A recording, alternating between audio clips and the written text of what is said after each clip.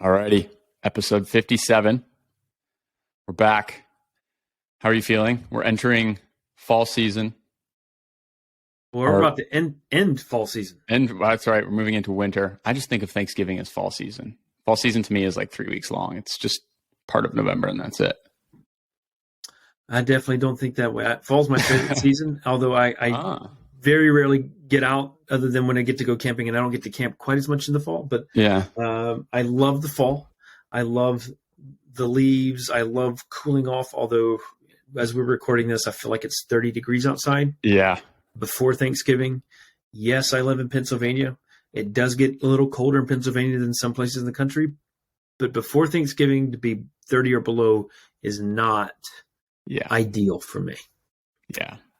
That's just how it is. But I am looking forward to Thanksgiving. I love Thanksgiving.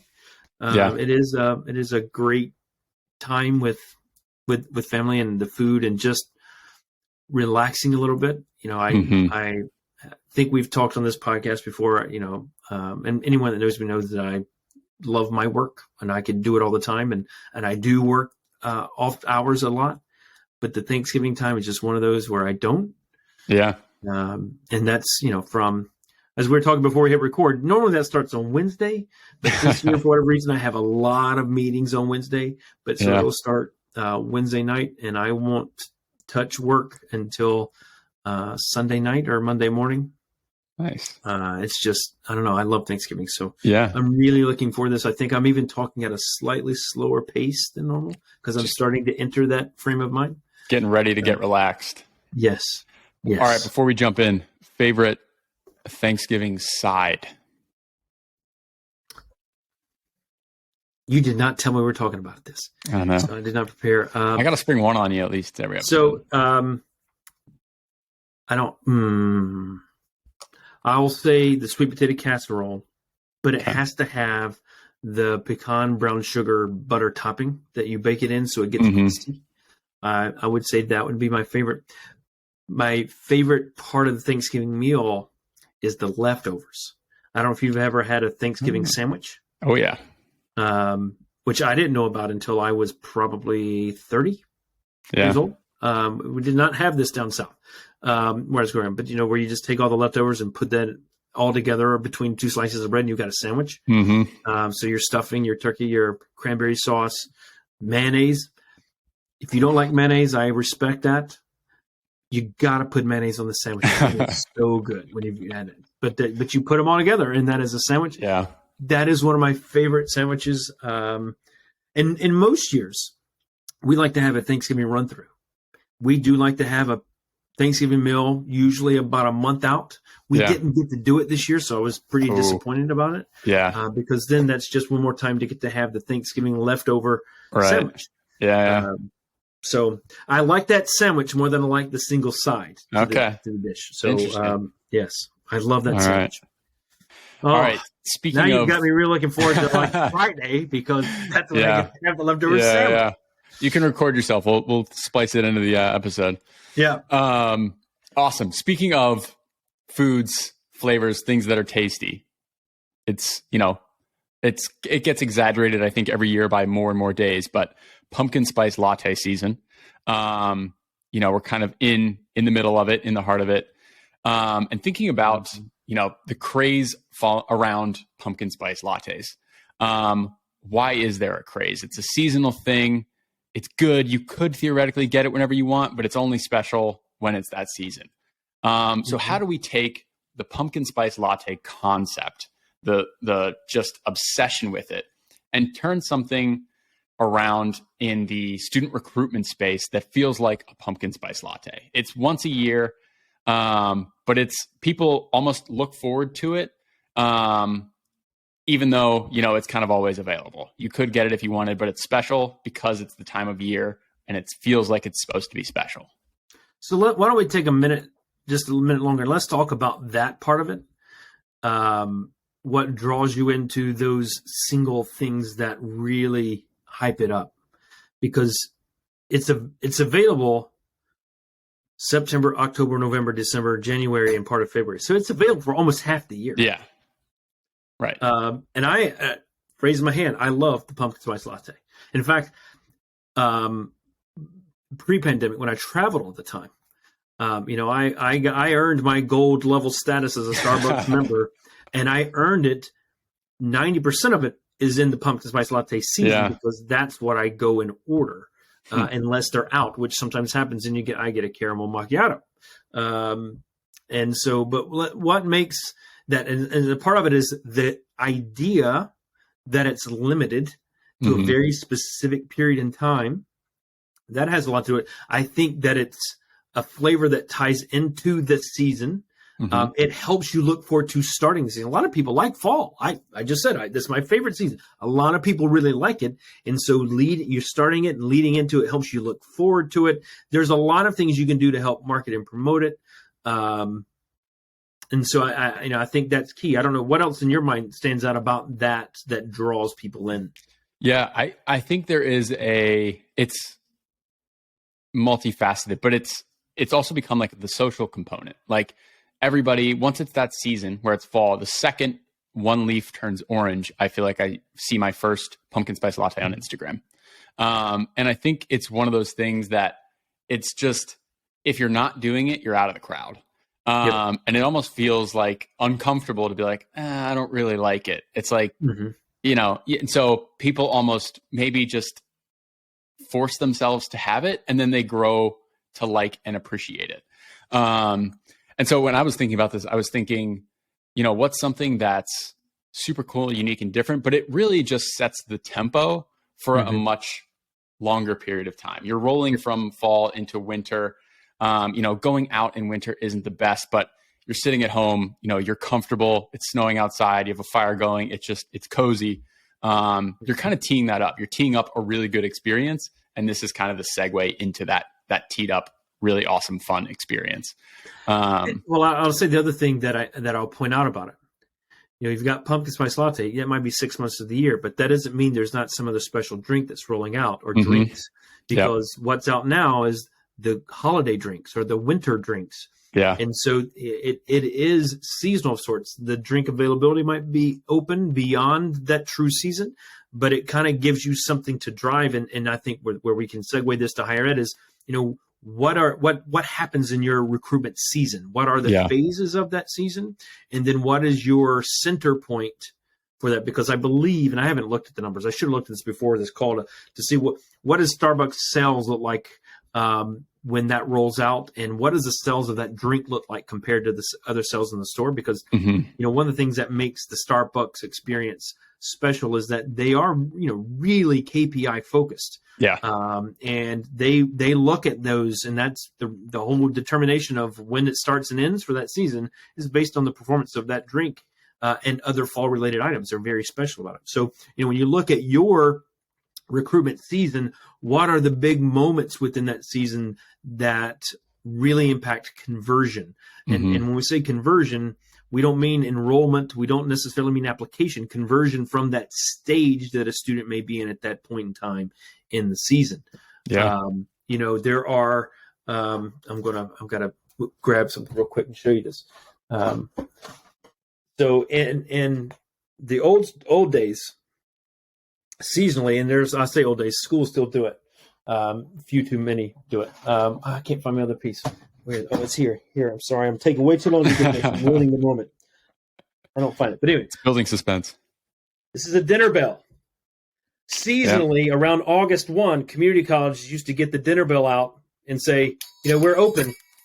It's August 1st. Everybody come on in and enroll. Yeah. And they do that. And, and to an extent, they do this because we have application days. And you try to roll those out, and you try not to have too many of them. And there are other events of those application days that you have that aren't really application days. But based on the season, it could be your financial aid day, those types of things. Now, that's not necessarily, hopefully, your only pumpkin spice. But there are certain things. And what I would say about those types of events is just having them at the right time. Is important. So if you have a FAFSA day, come to campus. We're going to help you, walk you through the FAFSA. When's the right time should you be doing that? Are you doing that before people have completed their taxes? I don't know if you should. Right? How does that time? Are you going to do it the 13th of April? because isn't tax day the 15th, right? So I don't know if that's the right. I can't tell you the exact right day. It's got to be right for you, and it's got to be right about what else is going on campus. Mm-hmm.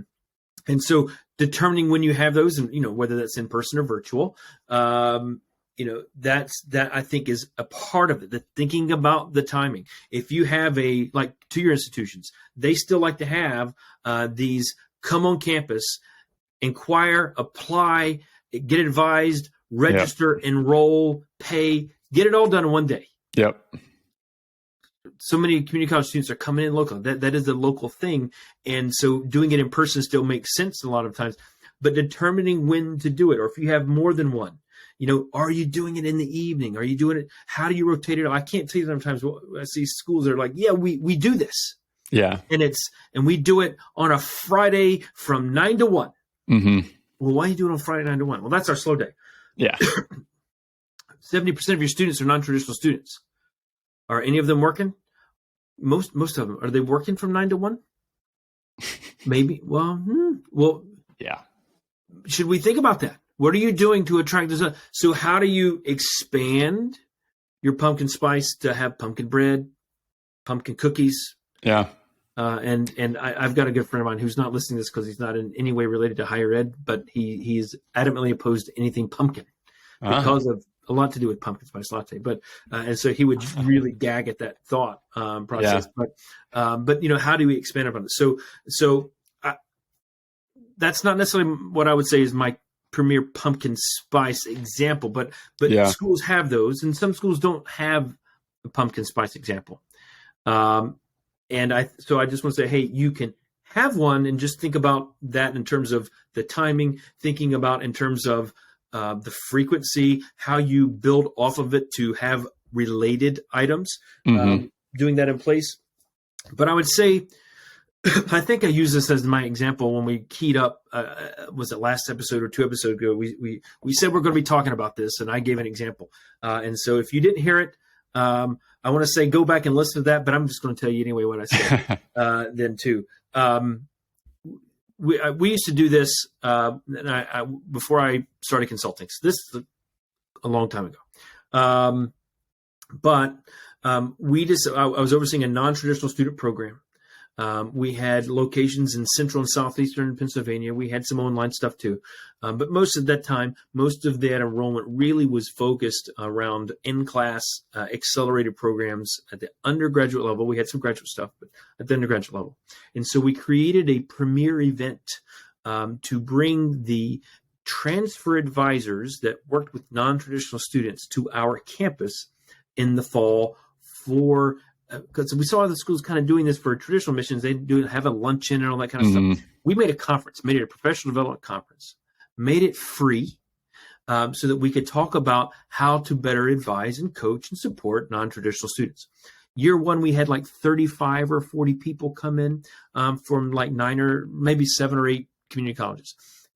5 years after I left, still having that event, 150 people on there, wow. 15, 20 community colleges. And we didn't just at that point bring in community college advisors. We brought in faculty from those. Yeah. We brought in our faculty so the faculty could begin to network and meet each other, whether the full-time or adjuncts, because our adjunct faculty wanted to know more and do better and improve. This was their professional development opportunity to learn from their colleagues at other institutions, for those other institutions and those faculty members, because faculty still have an influence on the students when they're considering where to go, right. That they know. So what we were doing to invest in our faculty, to ensure that we were doing the right thing for our students, that effort, because so many of our students came from the community colleges, we did give value, but we also got value from that. Yeah. And so that was we spent marketing dollars on it. I think, early on it was 5,000 or 6,000. I'm sure it was probably around 10 by the time, maybe 15. But I don't know that there's a better return on that investment than having that event that really bought it. And you should see the evaluations, and at the time, I was at an institution that started with the letter A, and I always joked with our team, like, we're going to be at the front of the filing cabinet when the student says, hey, where should I go? But I want them to be more reason than that for us to be the first name that pops in their mind.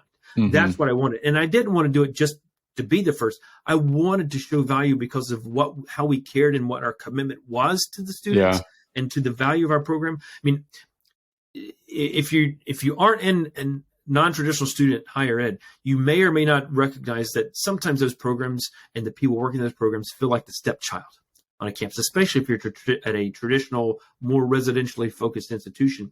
Those programs were on the side because really the bread and butter was that liberal arts education or that 4-year institution, that residential experience.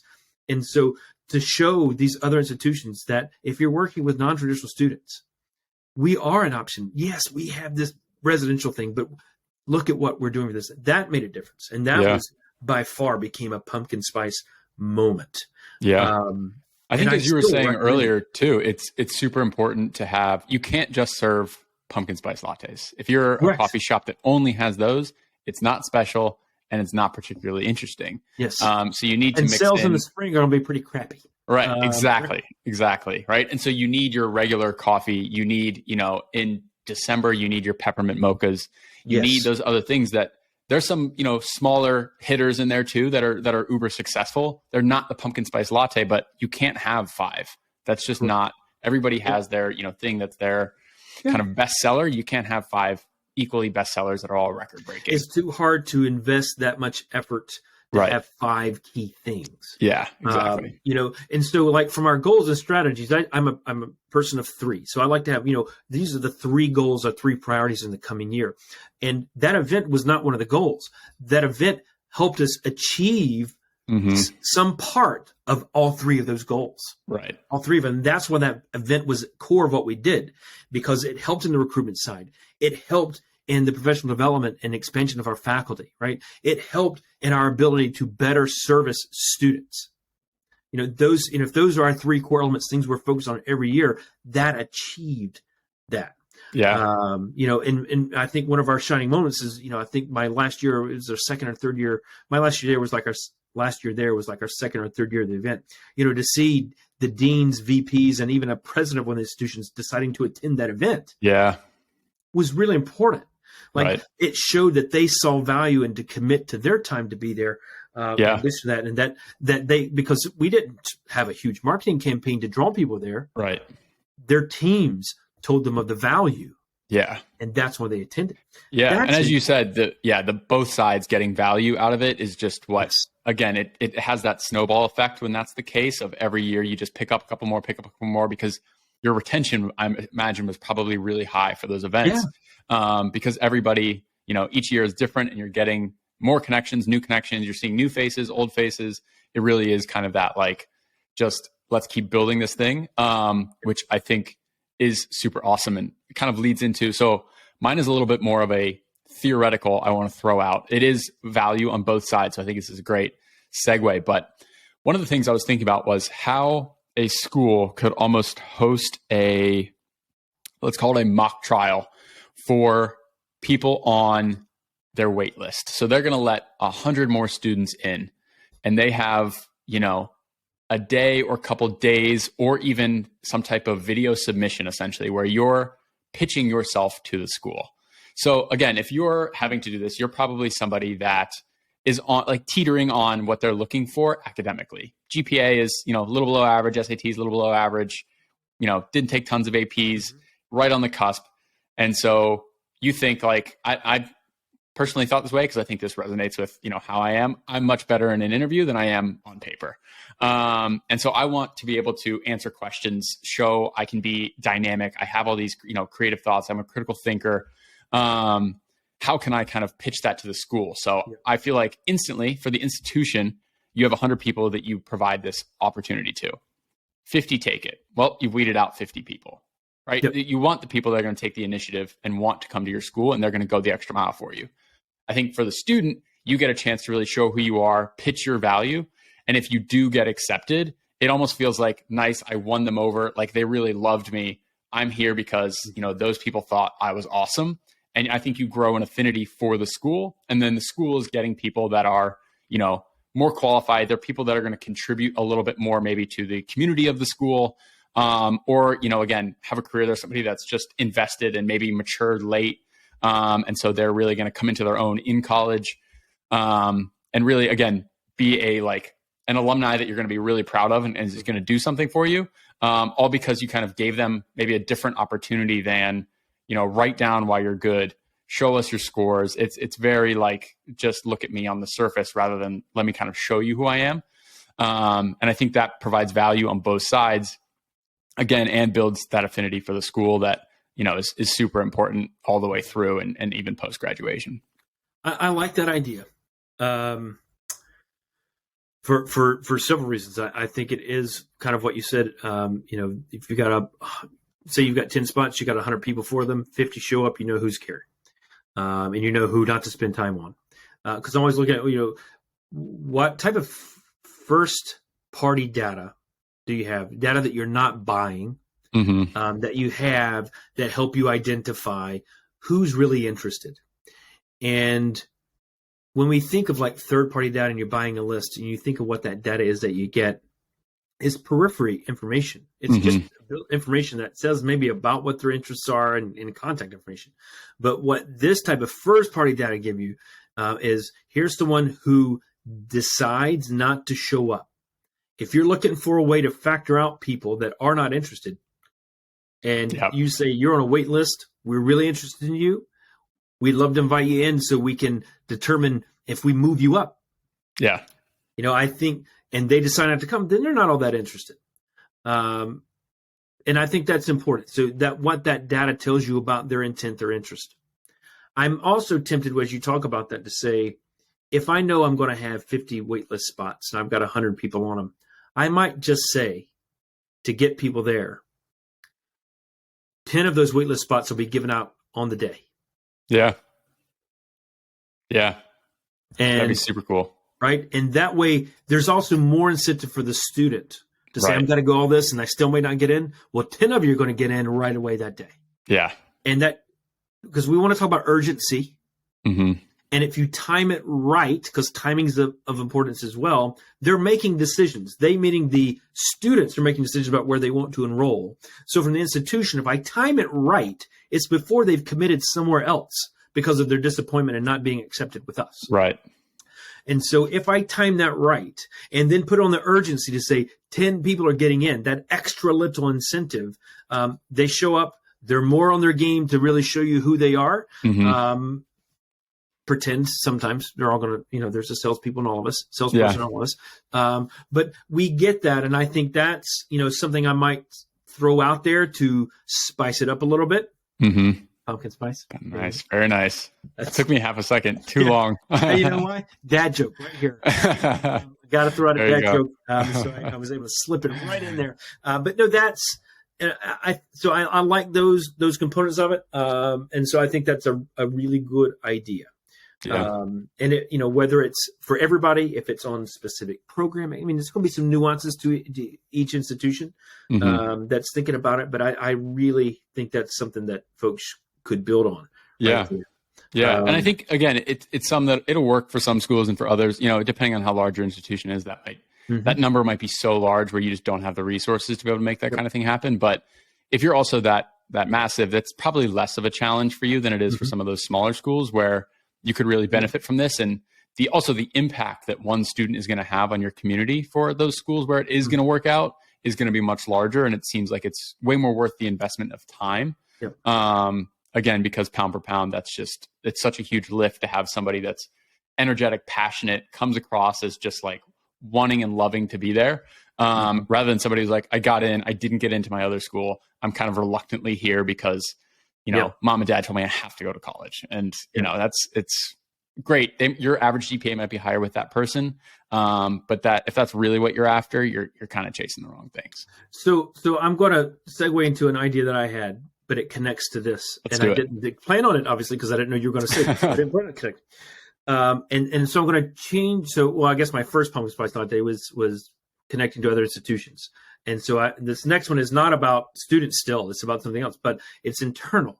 So what can you do to entice other faculty to be involved in the recruitment process? Love that. I've had several conversations in the past, actually this week, about my thoughts on faculty involvement in the recruitment process. Yeah.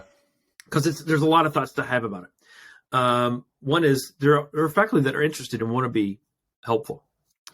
Two, some of the faculty do it begrudgingly, and there's a reason they do it begrudgingly, and it's because they don't understand the value and they don't see the benefit from that. And sometimes it's because we're not thinking about what type of event or what type of way can I engage a faculty member so that they get the value out of it, and we also get something from it as well. Sharing in that because they have an interest. Well, let me tie it to what your event is. Imagine that's a good way to get faculty involved, because there's an opportunity, because one of the things we always hear from faculty is, I don't know about the quality of students that admission team's bringing in. Yeah. How many times if you're in higher ed and you're in admissions, you've heard that. If you're on the academic side, you've said that. Like that's okay. That is a good question to have and to ask. What better way to be involved in recruitment and at the same time be involved in shaping that class by looking at those students that we said maybe, but we're not so sure.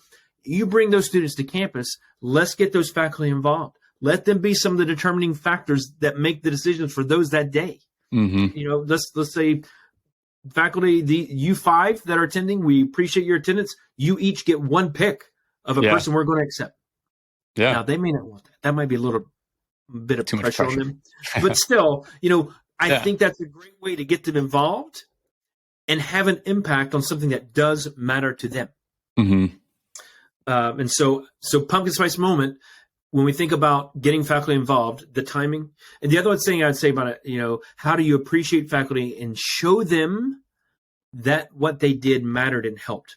One of the things I've heard from faculty over the years where they get frustrated is like, I'm always asked to help. I say I'm willing to help. And when I say I'm willing to help, they put me at a table at a fair, and I've got 3 people that come up the whole day. You know, I get that, because I can tell you, I'm happy that as an admissions person, I'm also often happy they're willing to help, because then I don't have to. Right. Because I'm tired of having to do all that all the time. Yeah. But that's not good for the faculty. That's not their job. Right. So finding other ways for them to engage. Sometimes I've had faculty that have come up and said, hey, I want to help. You know, I'm willing to make some phone calls to prospective students. Oh, awesome. That's great. But when you go check on the phone calls, A, you gave them a list of 10 people that called 4, or they called 8. Second, when did they call them? I called them between, I had a good hour between classes yesterday. So Thursday between 12 and 2, you called prospective students. Where do you think they were between 12 and 2? Oh, they were in school. Oh, was that the right time to So the way to ensure that you're getting shared value, because at the end, when they call those, like, nobody ever picks up. Why am I calling? Right.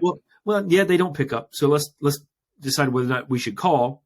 Second, you call them when they're at school, so that even if they wanted to, I don't know many schools that say, hey, kids, feel free to have your phones out on your desk. Yeah. Like, there's calls in the back already. Yeah. Right? So like, that's not the right way. So giving that information to faculty to say, you know what, Professor Smith, I think that's awesome that you want to call. Our students aren't picking up our calls, so I don't know why they would pick up yours. So I don't know that that's the best way. Can we work together to figure out the right way? Or if you're going to do it, I just want you to know Professor Jones tried this. Yeah. And this is when Professor Jones, and that didn't call. So can you do it in the evening? Would that be okay? Awesome. But I think fine for your Pumpkin Spice tie-in here, how do you pull that together and collectively time it right so that it has the best value? I had a president who wanted to make phone calls to students. Well, how the hell do you pick out which students to call? The president said, I can call 8 students a week for this month. Awesome. But I don't want that president making a phone call to, because you're going to give them a list of 8. Yeah. Even if they call the right time, the students aren't picking up. So how do you make it worthwhile? Right. Well, that's a whole campaign you got to put into place. One of the things you're going to do is you got to be sure that the students know that they're going to get a special call and they need to be around to get it. That they're telling you, well, yeah, I can be around Tuesday night. Sure. How do you build that into a campaign that's still a little bit of one-to-one? And then how do you pick which of the right students to call? Maybe it's students that you're trying to get in your honors program. Maybe it's students you want to follow up with that attended this waitlist event. And the president wants to personally call and accept them. Yeah.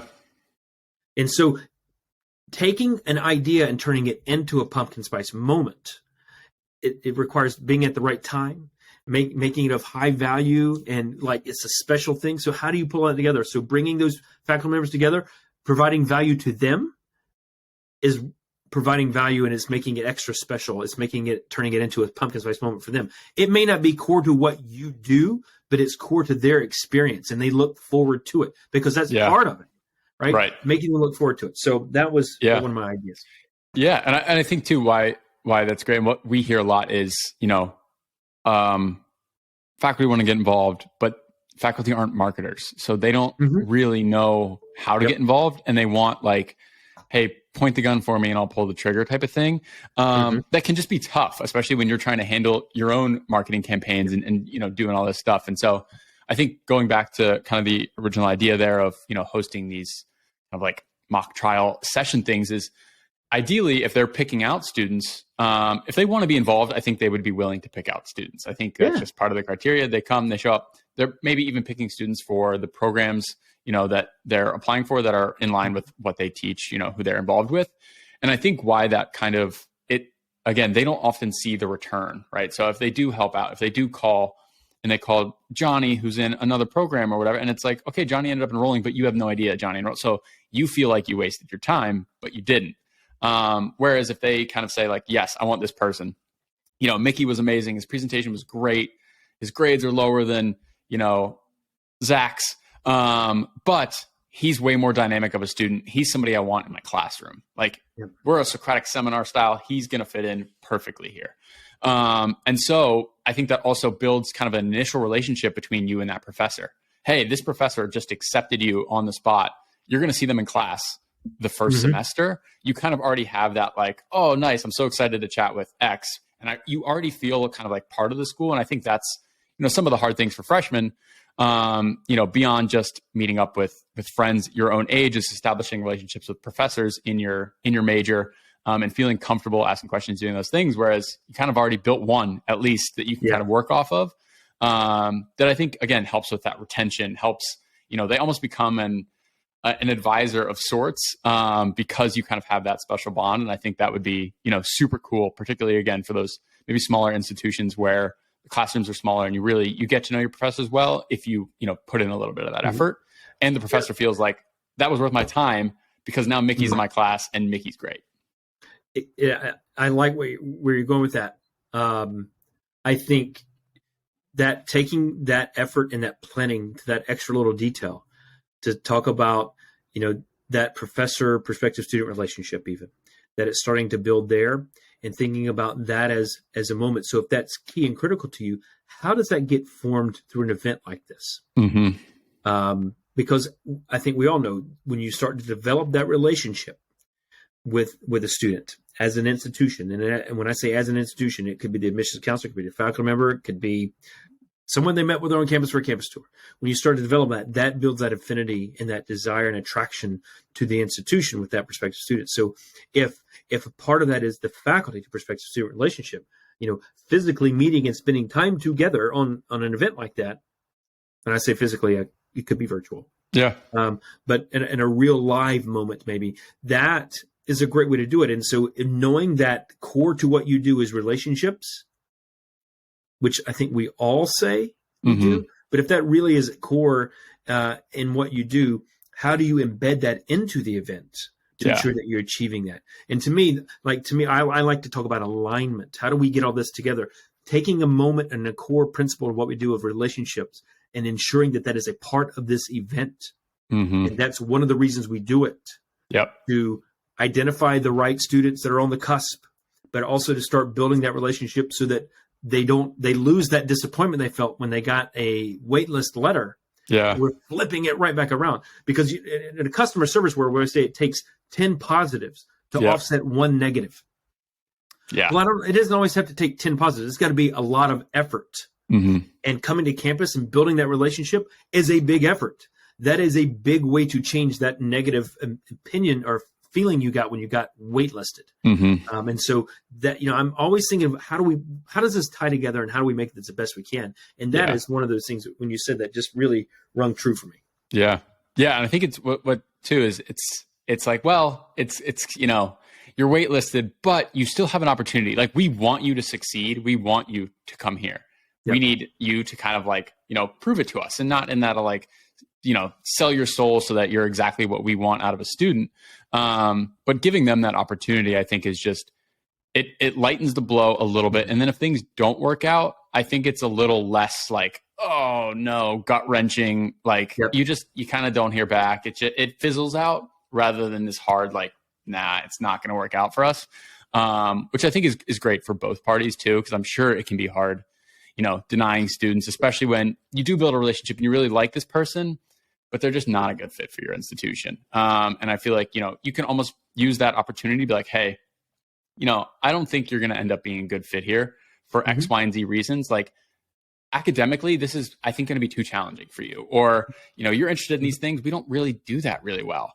I recommend you actually do X, do Y. Go to community college and go take these courses instead. And then maybe you can come here. Or just there's another institution for you. And I think schools should be okay and comfortable with being transparent about when they might not be a good fit for a student, and directing them somewhere else. I know everybody has numbers they want to hit, but it's just not, I think it's a bad look for an institution just to try and make it work for every single student when they're not necessarily a good fit.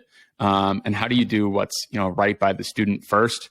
And if it works out for you, that's a win-win. But I think that's, it's a big mentality shift, and it's tough in times when numbers are low and you're getting a lot of pressure. But I think the institutions that start to take that rough approach, we'll see a lot of long-term success. Yep. I'm cognizant of time. Yes. I've got one more idea that I want to throw out there. And it's a niche idea. It's really very niche, but this is for an art school I have in mind. Okay. But I was reflecting back. I got to spend a year working at an art school. I was an undergrad theater major, so it's part of it. So I'm just thinking, like, if we had some, and I don't like that my ideas are very event focused. So I'll say that I'll come down on myself a little bit for that. But this one is an event, and it's not necessarily the event; it's what you might do inside of the event to make it even more special. But let's just say we've got an event, an applicant's day or acceptance student day, and we're bringing them in the spring. What if we had a film set up on campus, and we, as part of that process, it could be even almost like part of orientation, we put students together and they create their own film, and then we film it, and they get to have that experience on that same film set. I think, you talk about a moment where you're starting to build those bonds with those students. Yeah. You're letting them get involved. And that doesn't mean like you've got to only performers. You've got to have somebody behind the camera. You got to have somebody directing it. You got to have people in front of the camera acting. Like you could build, say you've got 100 kids coming in. What if you had 3 groups? You might only have 15 kids. Yeah. You might have 2 groups, and you create your own script as part of the fun of the day, and you get to make that film. Yeah. And you might have an undergraduate student doing their internship or taking a film course where they have to then take what's filmed and edit it as part of their assignment. Yeah. And then you give those students back over the summer. We were trying to prevent melt over the summer. Hey, we edited your film. Check this out. This was you. Yeah. I think that, I'm looking for ways to engage people to get them further bought in. It's that extra special moment. I think that'd be a blast. For kids doing something like that. Yeah. And I think, that's why students go to schools where their friends go so often, because it's, the thought of going to school where nobody is a little daunting as a 17, 18-year-old kid. And so if you're getting this almost like team building activities, it's like, wow, that was really fun. I really like those people. I could totally see myself here. Versus like, oh, I'm just going to apply to these other schools. Oh, it's a better school doesn't necessarily mean that it's the best school for you. And I feel like that, that idea really gives you a sense of like, all right, was that fun? Did I enjoy that? Did I enjoy those people? And again, back to my earlier point, if you didn't enjoy it, don't go. Like, it's not going to be wildly different when you're in school. And that was definitely worth your time. And for the accepted student day, this is in my mind for like the time of the year of doing that, because you could do that over or in like an orientation period. Too, right? I think that's great to do orientation. The reason I picked accepted student day, something you have in the spring, because then you're going back to school on Monday, and the friends were like, well, "What'd you do this weekend?" I shot a movie. Yeah, that's a great buzz that's happening right there. So, I just think there's a lot of outcomes that you get from that. That really bring the student in, and then also start to spread the word of how fun and how cool that event was. Have your editors go make trailers and use those as marketing material. Easy. Yeah. You could do that 100 things with that. That's so brilliant. Awesome. Well, I think we've got a few. I think we have a few special drinks we just created. Yeah, there we go. We can sell them to Starbucks, see how much they'll pay for them. Awesome. And maybe if nothing else, they'll be sponsor the show. Yeah, there we go. We'll take that. Free pumpkin spice for us. Yes. Cool. All right. Thanks everybody for listening. Obviously, Thanksgiving will have ended by the time this goes out. But Mickey, I hope you enjoy your Thanksgiving sandwich. Oh, I can't wait. I will. And thank you all for listening. Enjoy the holiday. Maybe you won't hear it till Christmas time. So if not, then enjoy the holiday. We'll just say it that way. Yeah. All right. Yeah. Thanks for listening.